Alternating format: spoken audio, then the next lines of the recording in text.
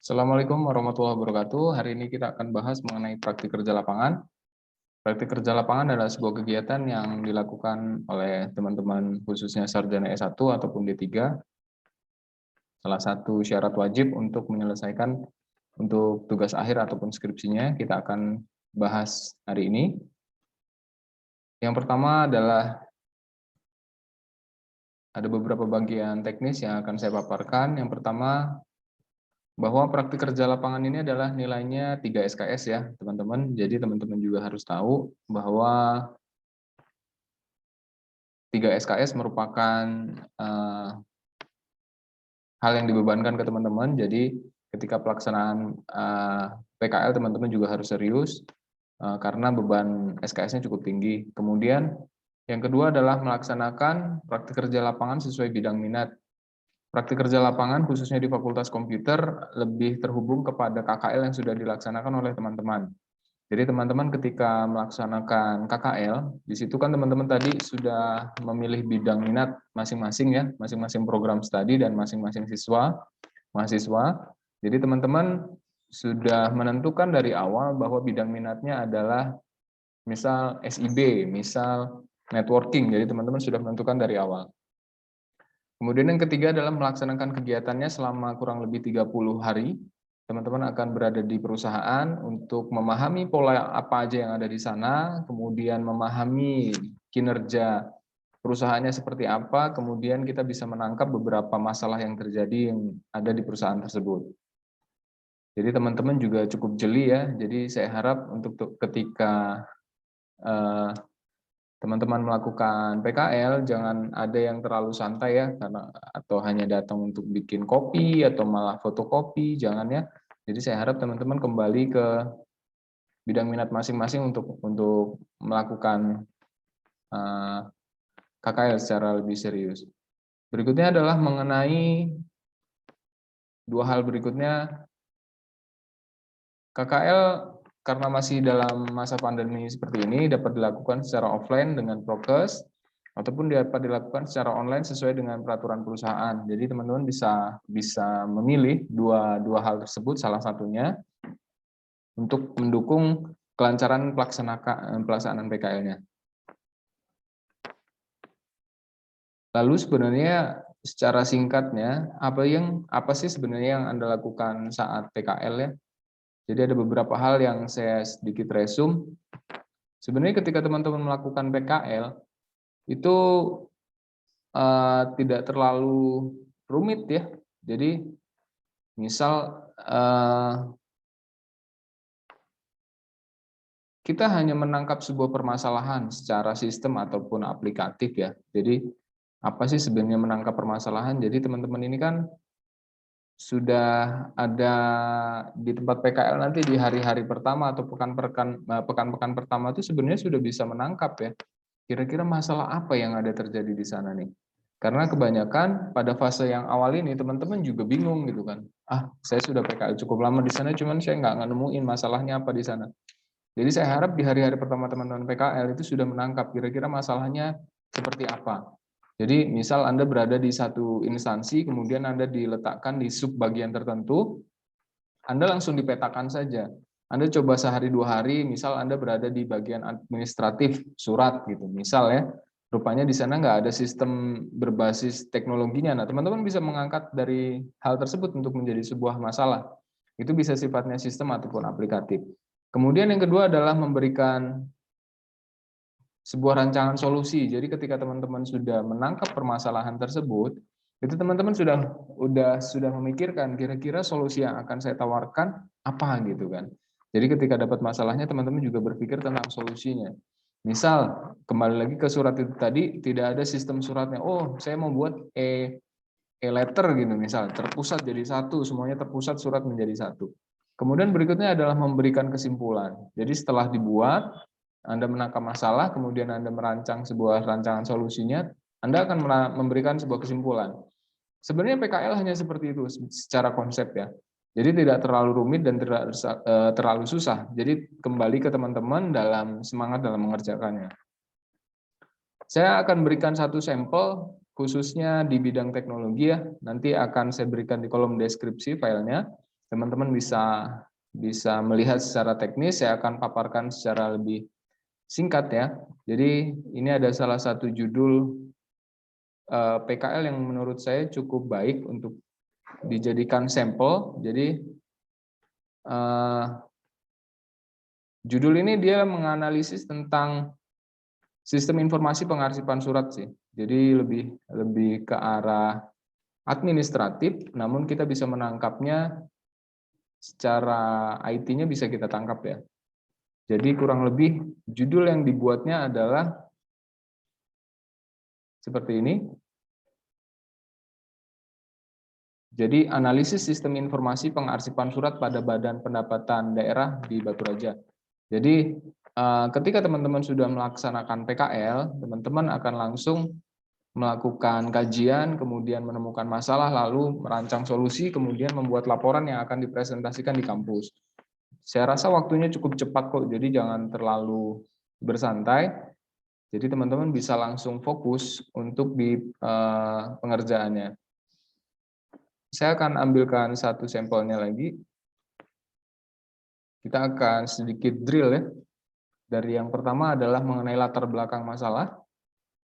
Jadi memang yang cukup susah di awal adalah ketika menentukan latar belakang masalah ya. Jadi teman-teman juga harus cukup jeli untuk memilah-milah kira-kira masalah apa yang bisa diangkat gitu kan. Ini akan saya sedikit kutip dari dokumen yang saya nanti teman-teman bisa download. Jadi dia menggambarkan keseharian kantornya dulu. Nah, setelah keseharian kantor dipaparkan, dia akan mulai mengangkat di paragraf-paragraf berikutnya tentang masalah yang terjadi.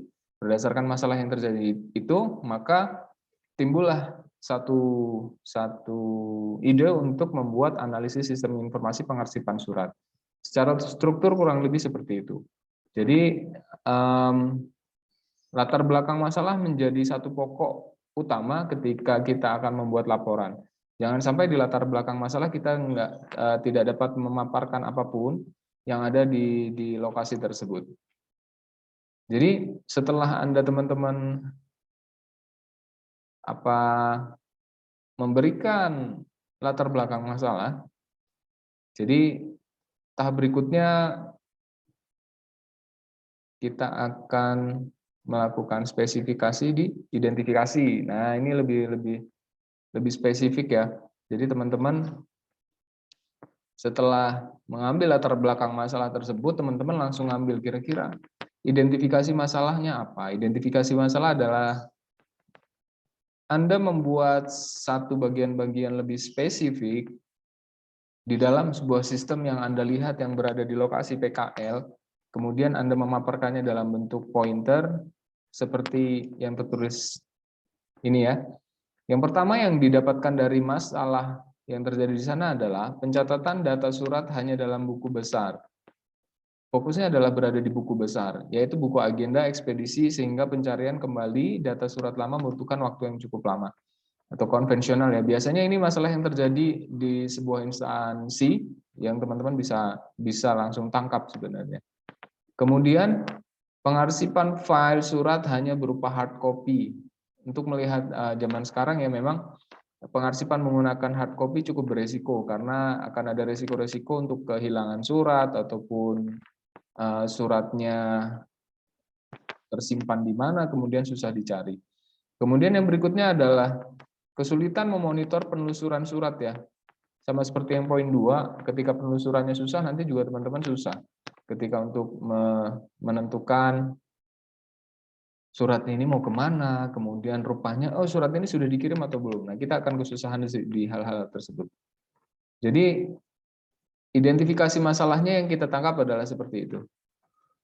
Setelah melakukan identifikasi masalah, kita akan membahas tentang rumusan masalah. Nah, rumusan masalah ini lebih sederhana. Ketika kita sudah menemukan identifikasi masalah, kita akan melihat rumusan masalah kurang lebih seperti ini pemaparannya. Rumusan masalah dalam laporan PKL-nya yaitu bagaimana analisisnya. Kita untuk mengutarakan bagaimana sih kira-kira melakukan analisisnya. Ini akan kita paparkan secara teknis di laporan kita. Jadi bagaimana sistem pengarsipan suratnya itu kita analisis dan bisa mengarsipkan surat secara lain ya, maksudnya tidak secara manual, kita buat secara digital. Setelah kita memaparkan rumusan masalah, kita akan memberikan batasan masalah. Batasan masalah ini lebih fleksibel kembali ke kemampuan teman-teman. Jadi untuk batasan masalah, teman-teman bisa mengambil sudut pandang yang berbeda-beda. Jadi sebentar, misal nih,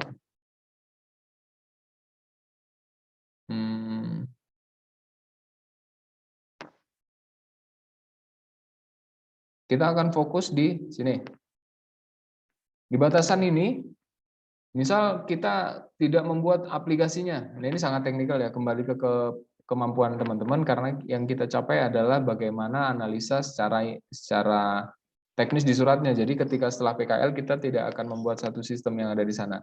Kemudian adalah inputnya berupa data surat. Jadi input yang diambil adalah data-data suratnya.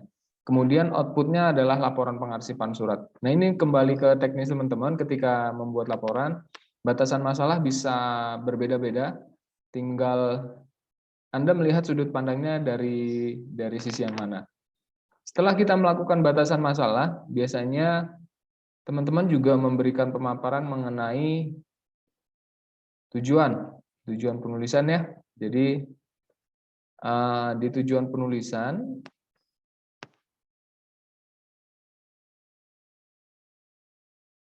ini bisa dipaparkan kurang lebih seperti ini. Di tujuan penulisan yaitu untuk memberikan gambaran tentang dunia kerja secara langsung kepada mahasiswa, kemudian untuk melatih mahasiswa agar menjadi manusia yang disiplin, bertanggung jawab, dan berpikir maju, kemudian mencetak sumber daya manusia yang lebih handal, kemudian sebagai laporan laksanakan PKL ya dalam penelitian, kemudian sebagai salah satu syarat dalam ujian skripsi. Nah, ini dapat dipaparkan seperti ini, tapi kalau ada bahasa lain yang lebih spesifik juga boleh untuk dicantumkan. Berikutnya adalah mengenai setelah kita memberikan tujuan penulisan, kita akan memberikan manfaat penulisan ya. Teman-teman akan memaparkan manfaat penulisannya seperti apa.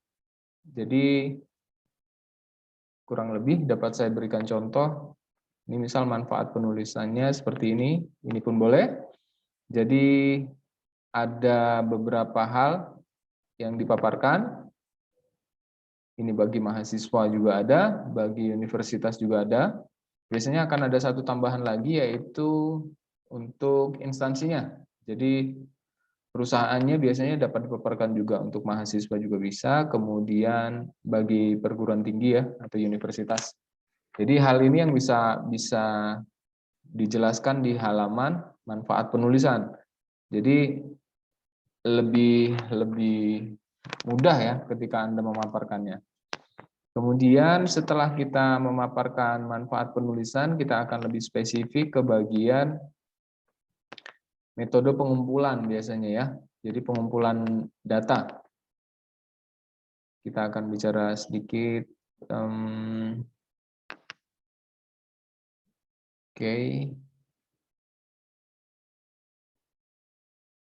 Ini ada metode pengumpulan data dan pengembangan sistem, yaitu deskriptif ya. Ini maaf, setelah penulisan. Ini secara deskriptif. Jadi pengumpulan datanya mau seperti apa. Kemudian biasanya kita gunakan tiga pola dalam pengumpulan data. Namun kalau teman-teman ada beberapa perusahaan yang meminta pola pengumpulannya lebih spesifik juga boleh, tinggal nanti dipaparkan saat seminar PKL mau seperti apa. Namun biasanya ada tiga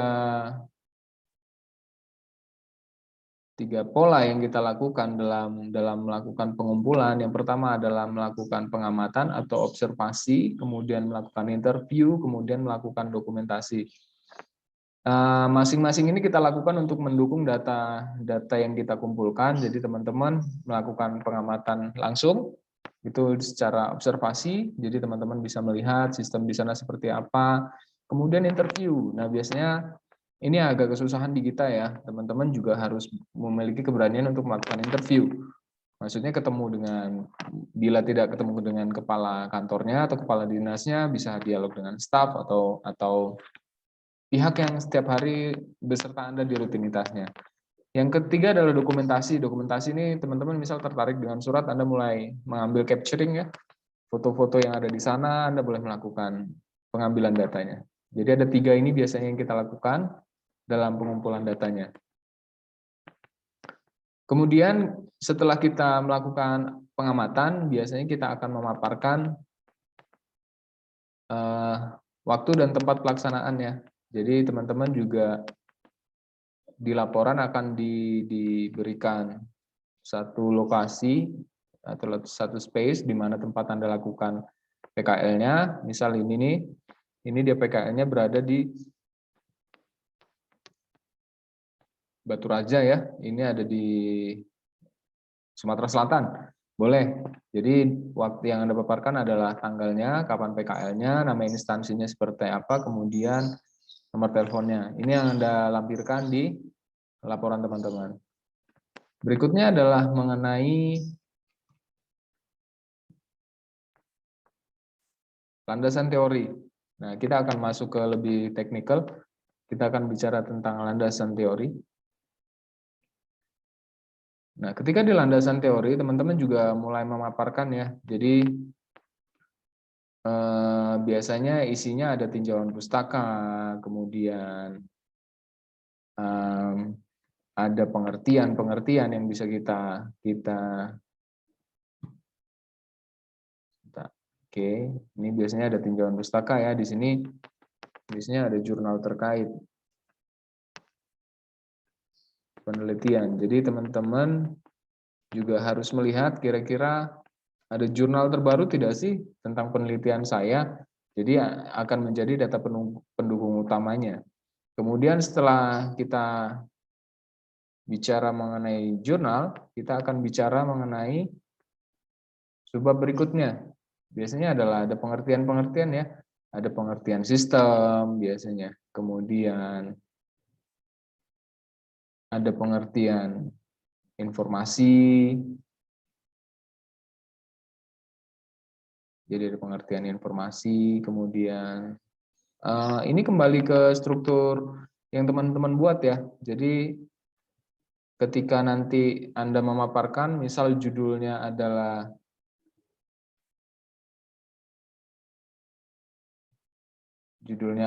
analisis sistem informasi pengarsipan surat pada Badan Pendapatan, maka ini akan di breakdown satu-satu di landasan teori. Apa itu pengertian analisis, pengertian sistem, pengertian informasi, hingga pengertian hal-hal yang bersifat teknis pendukung riset Anda. Berikutnya ini agak saya percepat, jadi teman-teman bisa melihat di dokumen nanti. Kita akan lompati langsung di deskripsi perusahaan.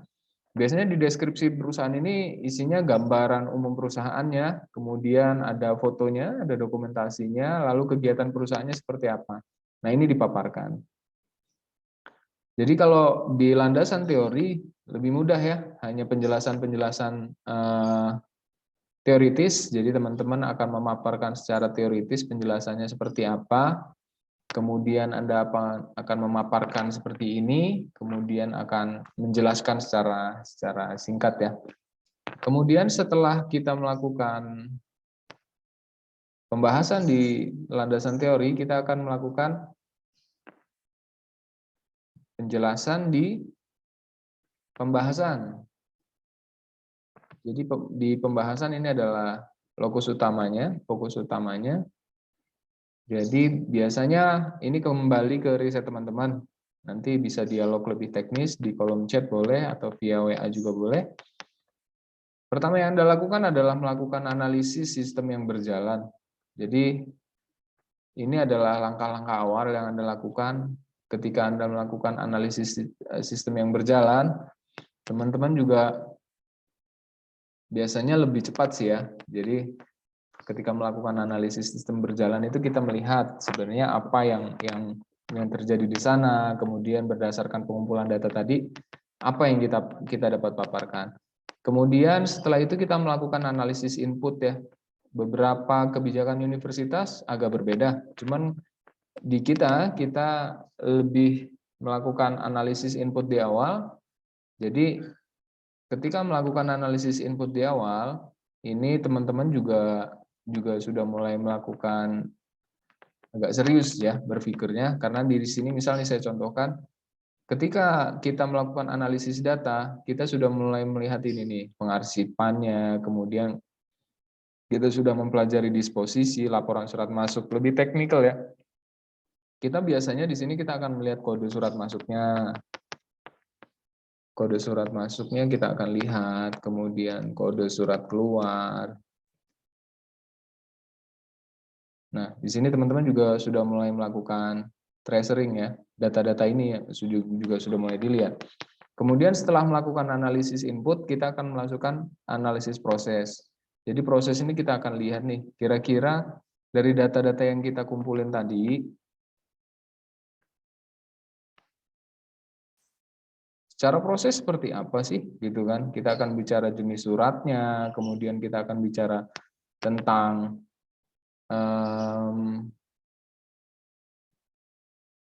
jenisnya, kemudian data bagiannya seperti apa. Ini lebih kepada proses-proses yang terjadi di sana. Nah, teman-teman juga harus melihat sampai ke situ. Jadi setelah melakukan analisis proses, biasanya kita akan tahap berikutnya adalah analisis output. Analisis output, teman-teman bisa ambil contoh sampelnya, saya di halaman 32 ya, di file yang saya berikan, teman-teman bisa melakukan, bisa di-download. Jadi setelah melakukan analisis proses, teman-teman akan melakukan analisis output. Jadi analisis output adalah kita capturing ya, kita ngambil di sana, kemudian misal ada foto dokumennya bisa kita ambil. Jadi teman-teman akan melihat analisis outputnya seperti apa. Kemudian contohnya suratnya seperti apa bisa dilihat secara teknis. Jadi untuk di pembahasan isinya kurang lebih seperti ini. Jadi tinggal teman-teman nanti bisa melakukan apa namanya spesifikasi ya. Jadi lebih mudah. Jadi tinggal dilihat gitu, misal teman-teman mengecek, oh ini kita mau lihat nih kode-kode suratnya, misal bicara tentang surat ya, termasuk beberapa keilmuan lainnya ataupun judul-judul lainnya, konsepnya secara umum sama, tinggal nanti sudut pandangnya seperti apa kita lihat. Setelah kita bicara di pembahasan, kita akan lanjut di tahap berikutnya. Teman-teman tadi kan sudah melakukan analisis hingga proses output ya. Jadi teman-teman setelah melakukan analisis, lalu teman-teman berikutnya adalah melakukan evaluasi sistem yang berjalan.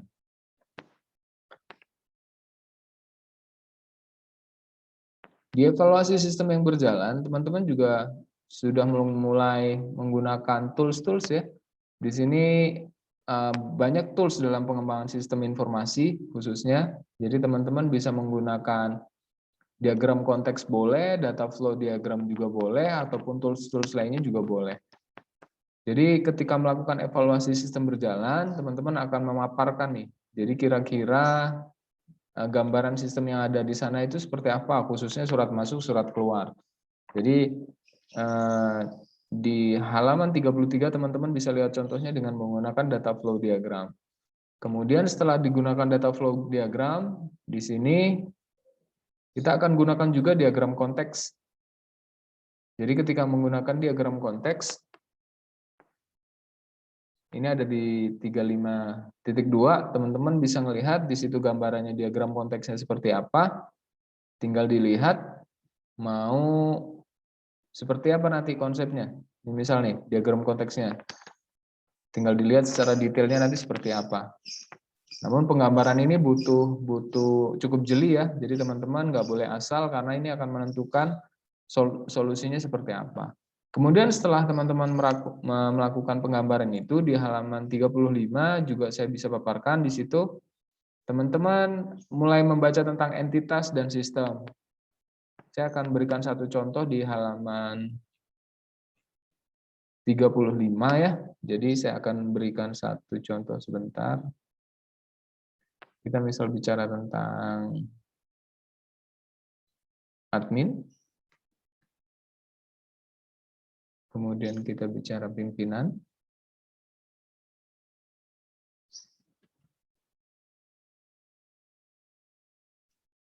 Kemudian kita bicara sistem. Ada beberapa hal yang Anda harus pahami. Pertama adalah pemahaman tentang entitas ya. Teman-teman mungkin sudah lebih spesifik memahami ada entitas utama yaitu admin, kemudian ada pimpinan. Namun secara keseluruhan ada sistem yang saling terhubung. Jadi ini yang Anda harus paparkan satu persatu, keterkaitannya, kemudian fungsi sistemnya seperti apa. Misal fungsi suratnya seperti apa, teman-teman juga harus paparkan. Surat masuknya di mana, surat keluarnya seperti apa. Itu yang Anda harus paparkan di diagram konteks atau konteks diagram usulan. Di situ termasuk disposisinya seperti apa, teman-teman juga harus bisa menjelaskan secara teknis. Misal disposisinya seperti apa gitu kan, juga teman-teman juga harus bisa paparin dengan baik gitu. Karena ini akan saling terkait dengan fungsi sistem yang berada di fokus tersebut gitu. Keseluruhan akan saling terhubung. Mungkin ketika saat sekarang masih konvensional, teman-teman hanya melihatnya dari sisi konvensionalnya, tapi secara usulan teman-teman juga harus melihat secara keseluruhan secara sistem. Jadi teman-teman lebih mudah dan lebih teknikal ya ketika melakukan penggambaran. Jadi oh iya, sudut pandangnya adalah bukan konvensional lagi ketika memberikan ide, ini adalah sudut pandangnya adalah secara digital ataupun secara IT ya. Kemudian yang berikutnya setelah kita melakukan pemaparan tersebut, semuanya sudah dapat dipaparkan, teman-teman juga berikutnya adalah penutup ya. Penutup ini lebih mudah, teman-teman akan memaparkan kesimpulannya seperti apa. Ini ada beberapa contoh kesimpulan yang dapat dipaparkan. Ini salah satunya adalah seperti ini. Ini misal nih, jadi ada melatih tanggung jawab. Ini dapat dipaparkan ya oleh teman-teman. Jadi lebih spesifik nih PKL-nya kemarin yang ditemukan apa sih? Kemudian ini kita menemukan nih beberapa trouble yang ditemukan. Kemudian ini pun dapat kita temukan, lalu dapat mengidentifikasi mengenai pos PBB-nya. Pos PB-nya. Jadi teman-teman di kesimpulan dapat dipaparin kurang lebih seperti ini. Kemudian untuk saran, teman-teman ini kembali ke masing-masing sih. Jadi setiap instansi biasanya tidak berjauh berbeda sih, tapi secara basic mungkin sama ya. Jadi tidak banyak, mungkin lebih ke usulan-usulan naratif ya. Jadi misal kayak seperti ini, jadi mahasiswa sebaiknya mencari tempat PKL sesuai dengan jurusan. Ini dari awal karena sudah, kemudian menyiapkan diri, kemudian mahasiswa sebaiknya mencari tempat PKL. Jadi ini secara domisili ya, ini saran-saran saja. Tinggal nanti teman-teman bisa memberikan contohnya, memberikan sarannya sesuai dengan instansi masing-masing. Jadi apa yang ada di sana kita sebagai akademisi juga dapat memaparkannya secara spesifik. Jadi untuk yang terakhir adalah mengenai daftar pustaka. Daftar pustaka saya sarankan untuk rujukannya adalah jurnal dan beberapa buku yang terbaru ya, paling enggak 3 tahun terakhir. Ini contoh daftar pustaka yang bisa digunakan. Namun maaf sebentar. Teman-teman juga bisa menggunakan rujukan yang terbaru ya, karena ada beberapa perubahan sistemik ya untuk penulisan daftar pustaka. Misal teman-teman bisa diisi oleh jurnal semua, boleh tidak Pak? Itu boleh. Dalam artian kalau memang referensi Anda rujukannya ada jurnal semua lebih bagus sih sebenarnya, karena up to date-nya di jurnal lah. Jadi seperti ini ya. Jadi teman-teman bisa download di deskripsi di bawah, teman-teman bisa akses itu untuk praktik kerja lapangan. Saya harap teman-teman juga semangat dan bisa memahami pola-pola yang ada di praktik kerja lapangan. Mungkin saya akhiri. Assalamualaikum warahmatullahi wabarakatuh.